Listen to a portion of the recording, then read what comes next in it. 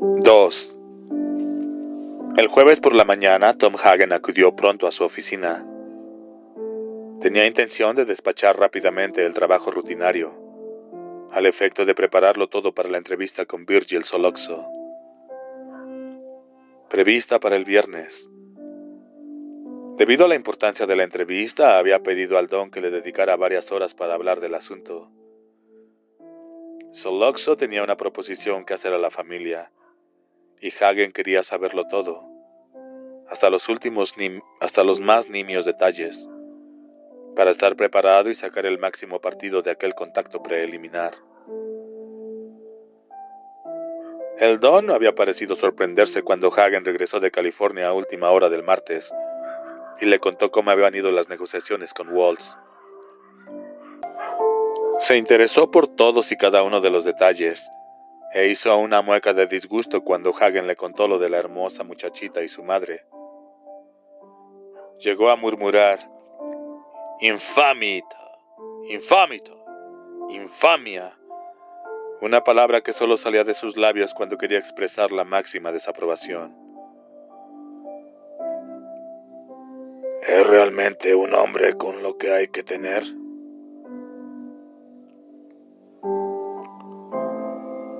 Preguntó finalmente. ¿Es realmente un hombre al que hay que temer? Preguntó finalmente. Hagen se quedó pensativo, considerando lo que el Don quería significar. Los años le habían enseñado que los valores por los que se regía el Don eran muy diferentes de los de la mayoría de la gente. Incluso sus palabras podían tener un significado diferente. ¿Era Waltz un hombre de carácter? ¿Era persona de voluntad fuerte? La respuesta sería afirmativa, pero eso no era lo que el Don estaba preguntando. ¿Tenía el productor cinematográfico el valor suficiente para no asustarse ante las amenazas? ¿Estaba dispuesto a sufrir grandes pérdidas en las películas? La respuesta seguiría siendo afirmativa, pero tampoco era lo que el Don quería saber. Al final, Hagen enfocó debidamente la pregunta. ¿Tenía Jack Waltz lo que hay que tener para arriesgarlo todo, para perder todo cuanto poseía, y ello por una cuestión de principios, por un asunto de honor, o por qué no, por venganza? Entonces Hagen sonrió. Pocas veces lo hacía, pero en esta ocasión no pudo contenerse.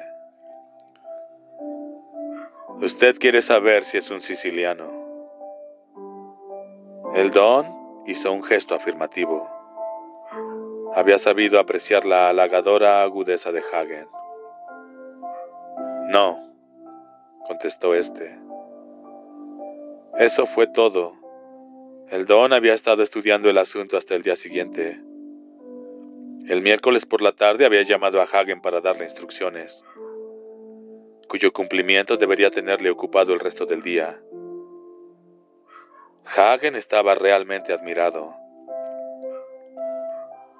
No le cabía la menor duda de que el Don había resuelto el problema, y estaba seguro de que Waltz le llamaría en el curso de la mañana para comunicarle que Johnny Fontane sería el protagonista de la película bélica, cuyo rodaje estaba a punto de empezar.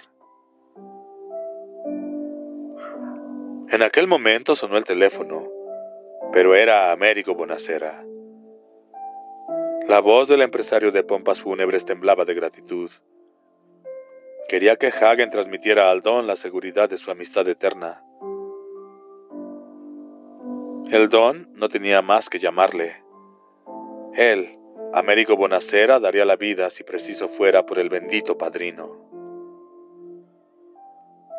El Daily News había publicado una fotografía de Jerry Wagner y Kevin Moonan tendidos en la calle.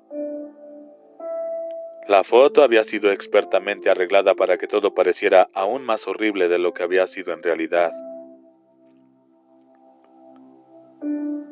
Los cuerpos de los dos muchachos semejaban sendas masas informes de carne.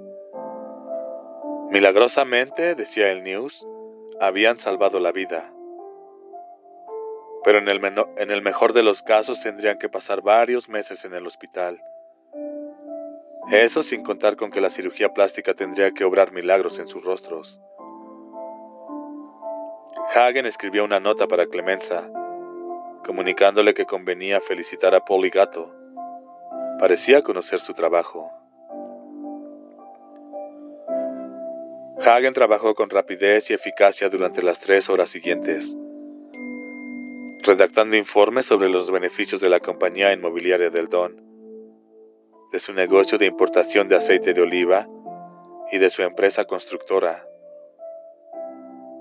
Ninguno de los 3 negocios marchaba muy bien, pero terminada la guerra serían muy rentables. Casi había olvidado el problema de Johnny Fountain cuando su secretario le anunció una llamada telefónica desde California. Sabía quién estaba al otro extremo del hilo. Al habla, Hagen, dijo. Al habla, Hagen, dijo. La voz que llegó a través del teléfono resultó casi irreconocible para Hagen. Tanto era el odio que transmutaba. ¡Maldito hijo de puta!, gritó Waltz. Haré que les metan a todos en la cárcel. 100 años van a estar allí. Si es preciso, me gastaré hasta el último centavo para destruirlos. Y a ese Johnny Fountain le voy a cortar los huevos. ¿Me oyes, cerdo asqueroso? Hagen se limitó a decir suavemente y con amabilidad: soy irlandés. Se produjo una larga pausa, que terminó con el clic producido por el auricular al ser colgado. Hagen sonrió. Waltz no había proferido ni una sola amenaza contra Don Corleone. El genio tenía su premio.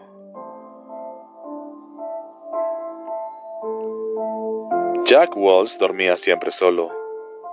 Tenía una cama lo bastante grande para 10 personas y un dormitorio tan espacioso como una sala de baile. Pero había dormido solo desde la muerte de su primera esposa, acaecida 10 años antes. Eso no significaba que no tuviera relaciones con mujeres, pues a pesar de sus años seguía manteniendo un gran vigor físico. Sin embargo, lo único que le estimulaba era el contacto con muchachas muy jóvenes, y además había aprendido que su cuerpo y su paciencia solamente toleraban unas pocas horas al atardecer. Aquel jueves por la mañana, extrañamente, Walt se había despertado muy temprano. La luz del amanecer daba a su enorme dormitorio el aspecto de una brumosa pradera. Al pie de la cama había una figura muy familiar, y Walt se esforzó por distinguirla mejor. Era una cabeza de caballo. Todavía medio dormido, Waltz encendió la lámpara de la mesita de noche. Y lo que vio le produjo náuseas. Le pareció como si le hubieran golpeado el pecho con un martillo. Su corazón empezó a latir a gran velocidad y sintió arcadas. El vómito cayó sobre la gruesa y lujosa alfombra. Separada del cuerpo, la negra y sedosa cabeza del caballo Khartoum estaba rodeada de un gran charco de sangre. Los tendones blancos y delgados pendían. El morro estaba cubierto de espuma, y aquellos ojos grandes que habían brillado como el oro tenían ahora un vidrioso color apagado. Walt sintió un terror animal que le hizo llamar a gritos a sus criados y maldecir a Hagen, llenándolo de insultos, a pesar de que éste no podía oírle, pues estaba muy lejos. El mayordomo se alarmó al ver a su patrón en aquel estado. Primero llamó al médico personal de Waltz y luego al vicepresidente de los estudios. No obstante, Waltz consiguió recuperarse antes de la llegada de ambos. El shock había sido terrible. ¿Qué clase de hombre podía destruir a un animal valorado en $600,000? Sin una sola palabra de aviso, sin haber entablado negociaciones que pudieran haber conducido a una revisión de la alevosa orden.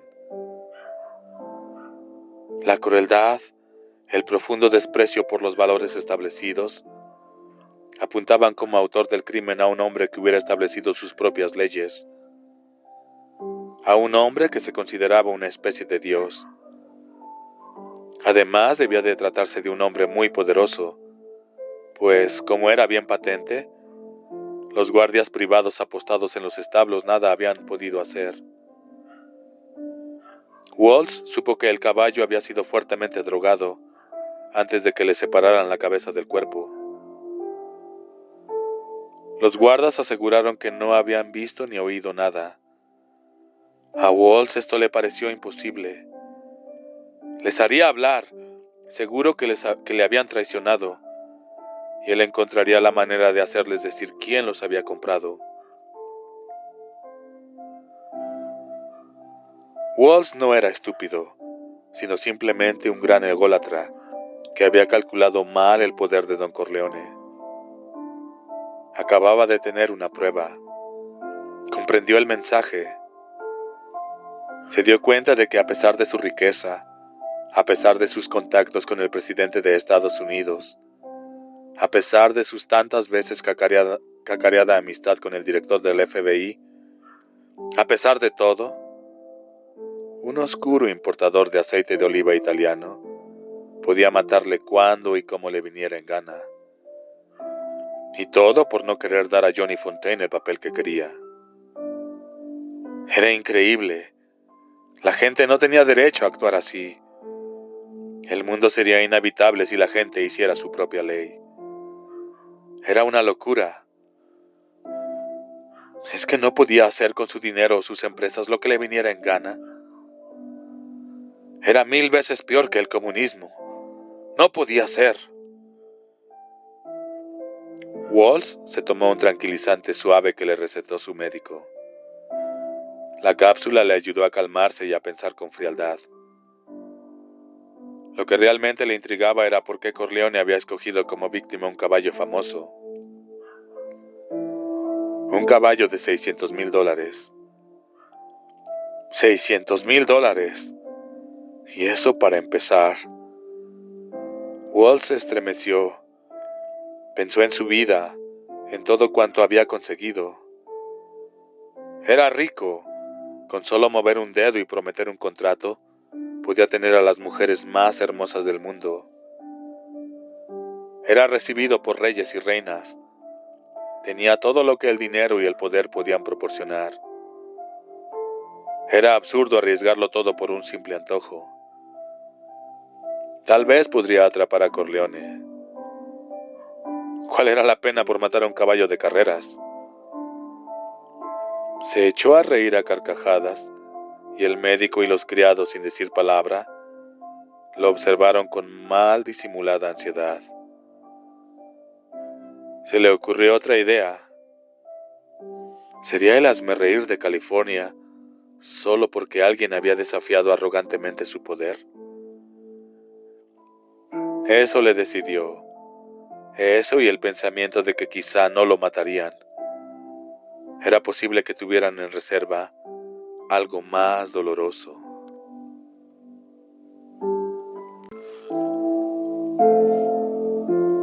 Waltz dio las órdenes necesarias.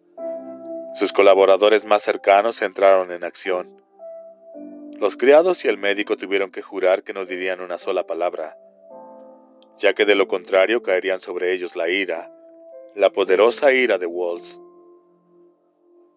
A la prensa se le comunicó que el caballo Khartoum había muerto de una enfermedad contraída durante el viaje desde Inglaterra.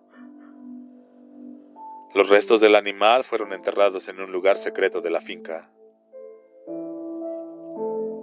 6 horas más tarde, Johnny Fontane recibió una llamada telefónica del productor ejecutivo de la película, quien le dijo que se presentara al trabajo el lunes siguiente. Aquella noche, Hagen acudió al domicilio de Don Corleone para preparar los últimos detalles de la importante entrevista que se celebraría al día siguiente con Virgil Sollozzo.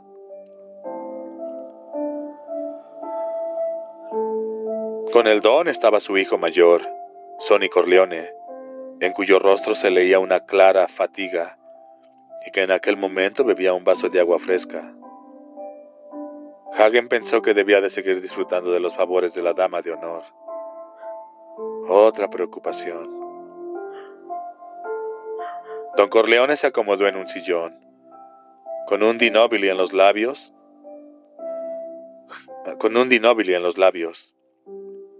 Hagen tenía siempre una caja. Había tratado de que el Don se pasara a los habanos, pero Vito Corleone alegaba que le irritaban la garganta. ¿Tenemos toda la información que precisamos?, preguntó el Don. Hagen abrió el portafolio donde guardaba sus notas. No es que en ellas hubiera nada sensacional, eran simples recordatorios, al objeto de no olvidar ningún detalle importante.